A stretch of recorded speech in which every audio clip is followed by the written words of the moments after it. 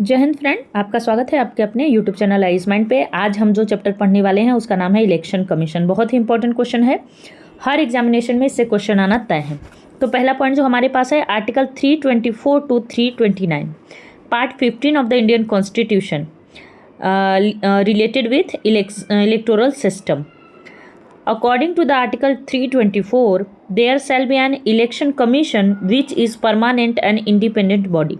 तो आर्टिकल 324 हमें क्या बताता है? आर्टिकल 324 हमें बताता है कि जो हमारा इलेक्शन कमीशन है वो एक परमानेंट, उसको डिसॉल्व नहीं किया जा सकता है और इंडिपेंडेंट बॉडी है।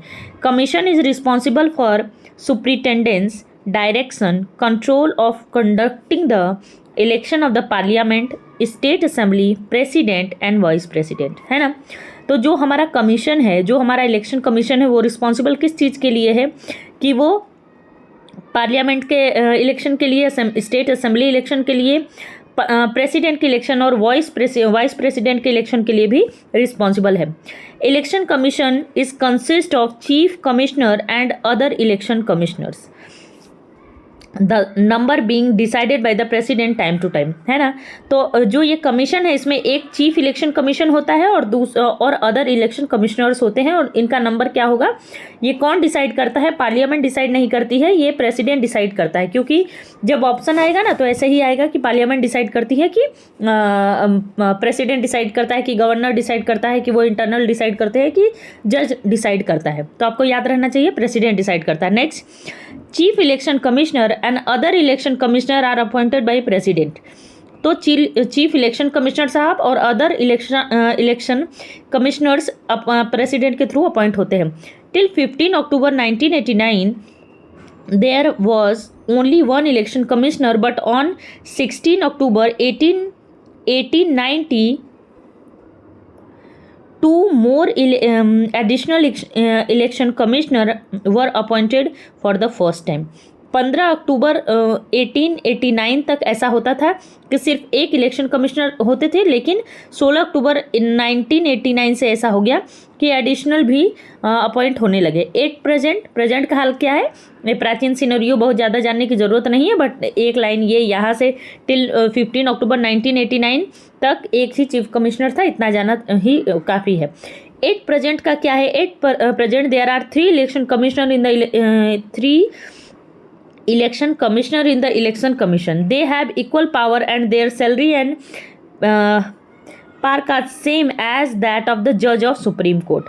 तो अभी प्रेजेंट का सिनेरियो ये है कि यहाँ पे 3 इलेक्शन कमिश्नर होते हैं। कौन होता है? 3 इलेक्शन कमिश्नर होते हैं और उनका जो पावर है, सैलरी है, अलाउंसेस है, ये सब किसके बराबर होता है दोस्तों? तो ये सब चीफ जस्टिस के बराबर होता है। चलिए हम नेक्स्ट पॉइंट देखते हैं कि नेक्स्ट पॉइंट में क्या बताया गया है।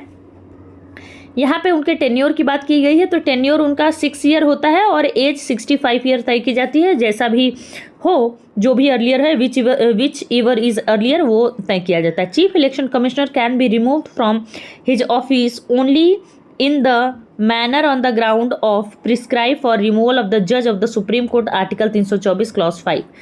आर्टिकल 325 क्लॉज 5 में ये बोला गया है, आर्टिकल 324 क्लॉज 5 में ये बोला गया है कि चीफ इलेक्शन कमिश्नर साहब को रिमूव सिर्फ उसी आधार पे किया जा सकता है जिस आधार पर सुप्रीम कोर्ट के जज का रिमूवल होता है।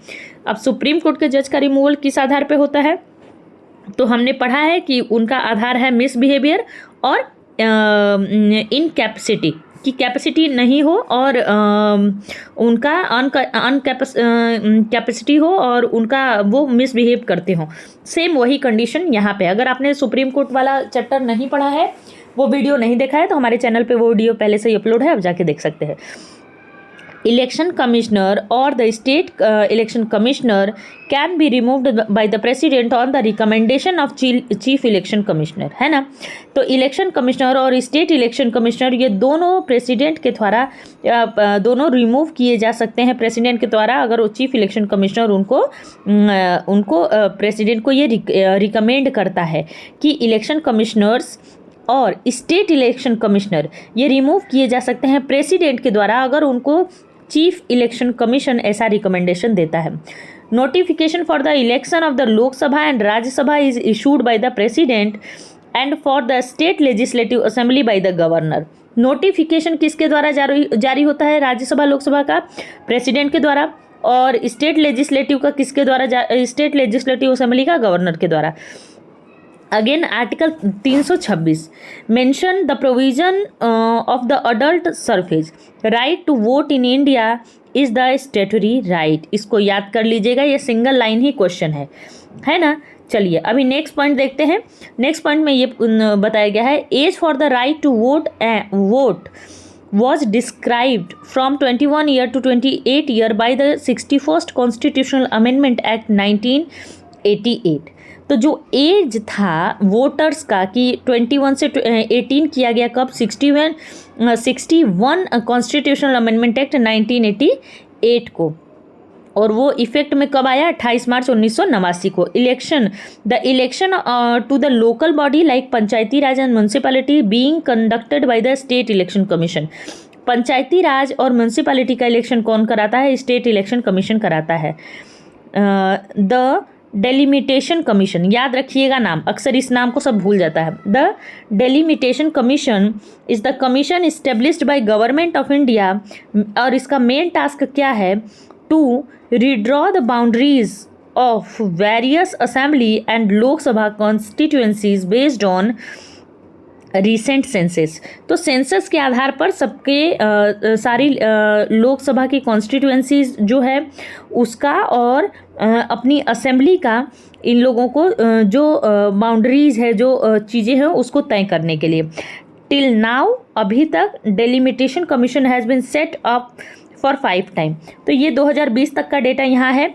2020 से अभी 5 साल और हो चुके हैं। तो अगर इसके बाद भी कोई भी डेलिमिटेशन, क्योंकि इसका कोई टाइम पीरियड और कुछ ऐसा लिखा नहीं गया है, तो हम उस चीज़ को अभी कंसीडर नहीं करते हैं। आगे इस चीज़ को हम करेंट अफेयर में दे के बताएंगे कि इसका क्या हिसाब होता है और ये किस तरीके से इम्पोर्टेंट है कि नहीं है। तो चलिए अभी हमारा इलेक्शन कमीशन का भी जो टॉपिक था वो भी ख़त्म हो चुका है, और इस तरह हमने बहुत सारे पॉलिटी के बहुत सारे मैक्सिमम सब इम्पोर्टेंट जो टॉपिक है उसके वीडियो डाल दी है। अभी आगे भी जो भी चीज़ें आती रहेंगी उसका वीडियो हम लोग डालते जाएंगे। आप लोगों को अगर हमारे द्वारा प्रोवाइड किया गया वीडियो अच्छा लगता है तो हमारे चैनल को लाइक करिए, सब्सक्राइब करिए, शेयर करिए, स्पेशली सब्सक्राइब करिए, और कमेंट, शेयर, लाइक तो ज़रूर करिए, क्योंकि इससे हमें थोड़ा मोटिवेशन मिलता है और थोड़ा पता चलता है कि नहीं, हाँ भाई, कितने लोग हमारे साथ हैं, कितने लोग हमारे साथ नहीं है। अदरवाइज़ अगर आप लोगों का कोई रिकमेंडेशन हो, कोई सजेशन हो, तो वो कमेंट करके हमें ज़रूर बताइए। धन्यवाद।